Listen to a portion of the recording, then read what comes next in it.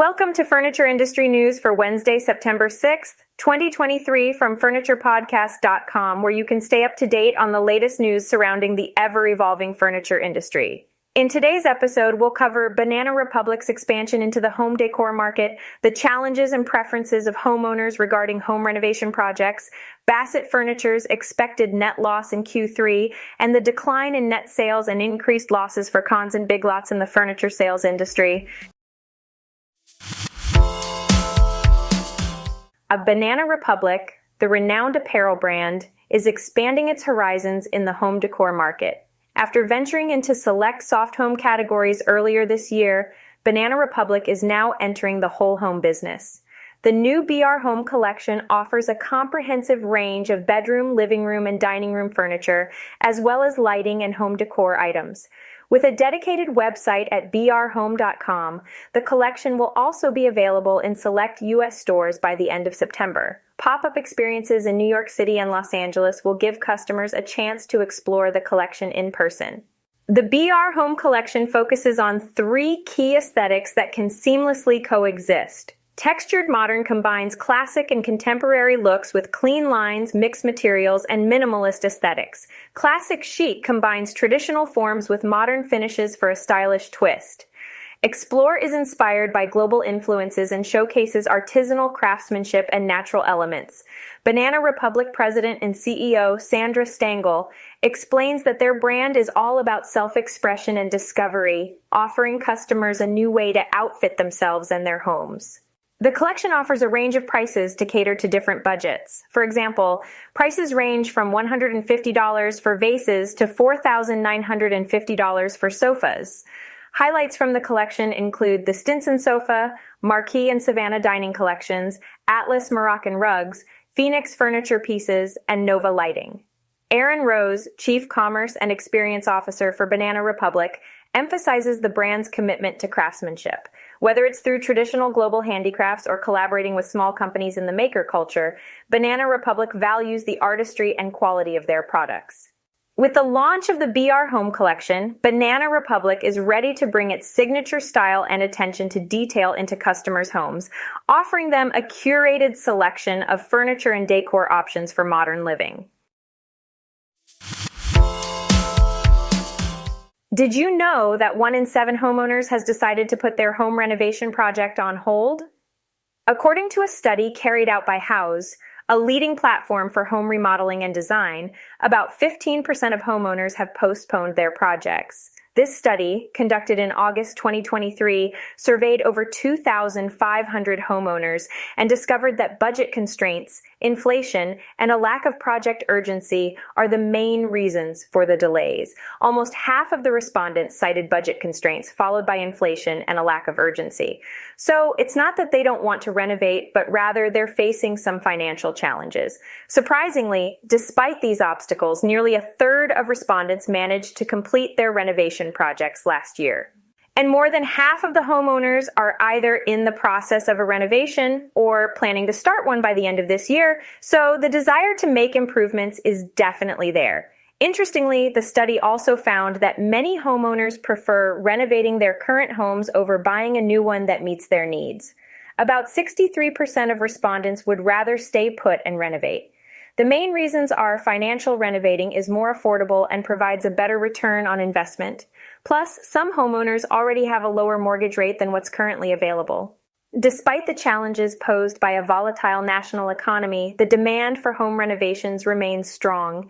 People are choosing to stay in their aging homes and are relying on industry professionals for assistance with necessary repairs and discretionary projects that improve their quality of life. When it comes to remodeling projects this year, bathrooms and kitchens are at the top of the list. More than 2/3 of respondents are planning these projects. And guess what? The majority of them are going to hire professionals to tackle these substantial projects. General contractors, electricians, and painters are among the top professionals they plan to bring in. Now, taking on such projects can be quite a challenge. The study revealed that the top hurdles for those who completed their projects included finding the right professionals, sourcing products and materials, and staying on budget.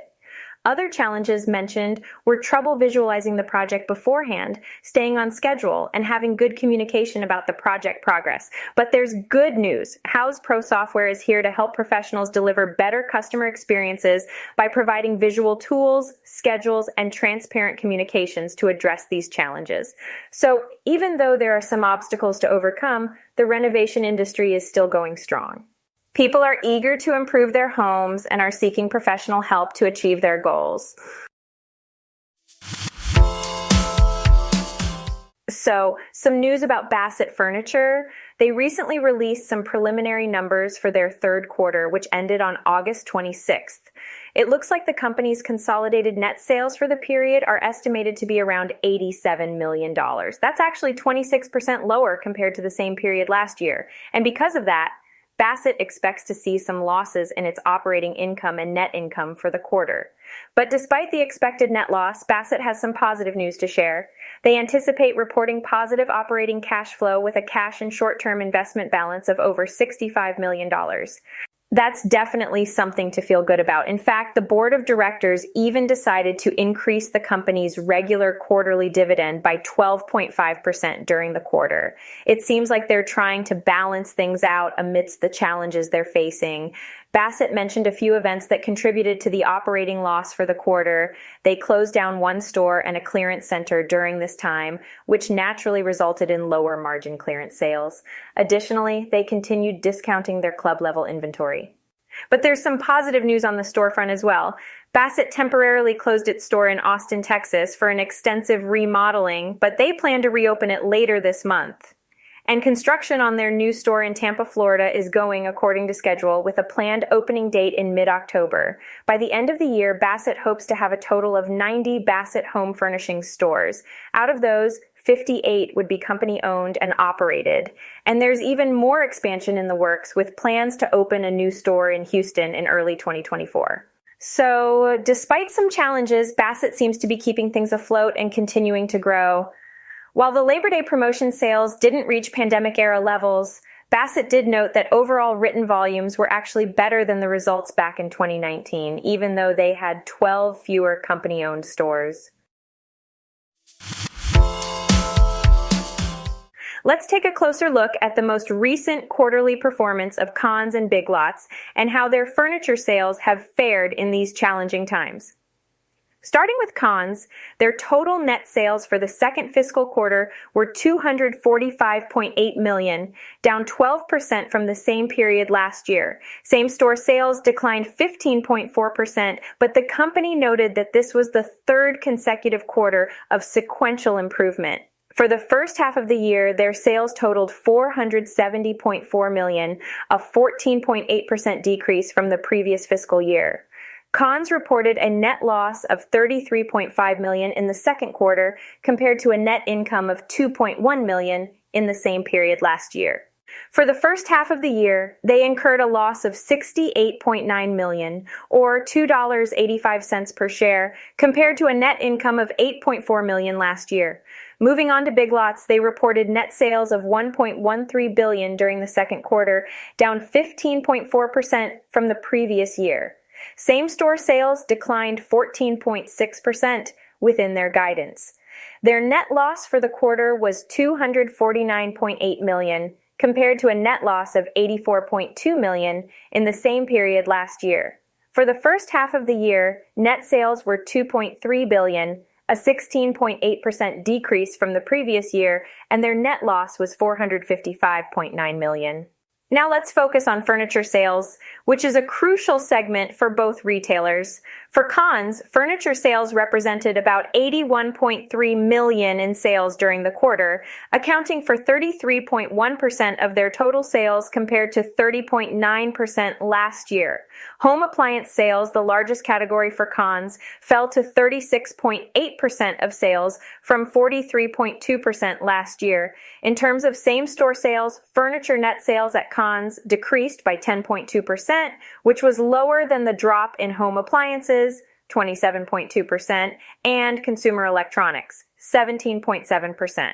For Big Lots, they reported an 18% decrease in furniture sales for the quarter, but furniture remained their largest category at 23% of overall sales. The next largest segment was seasonal products at 22% of sales, which saw a 26% decrease in same-store sales.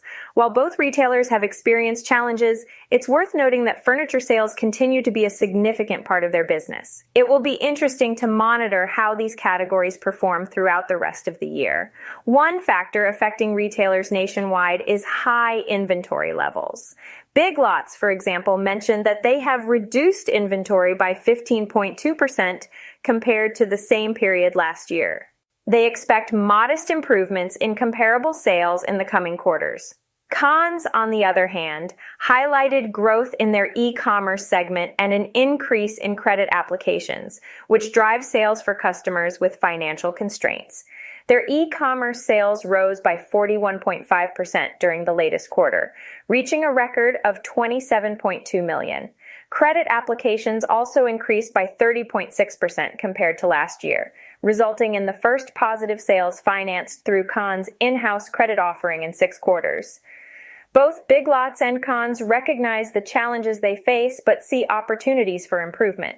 A Big Lots president and CEO, Bruce Thorne, acknowledged the challenging environment but expressed satisfaction with their quarterly results, which were in line with their guidance. He emphasized the actions taken across their business and their ability to adjust their strategies.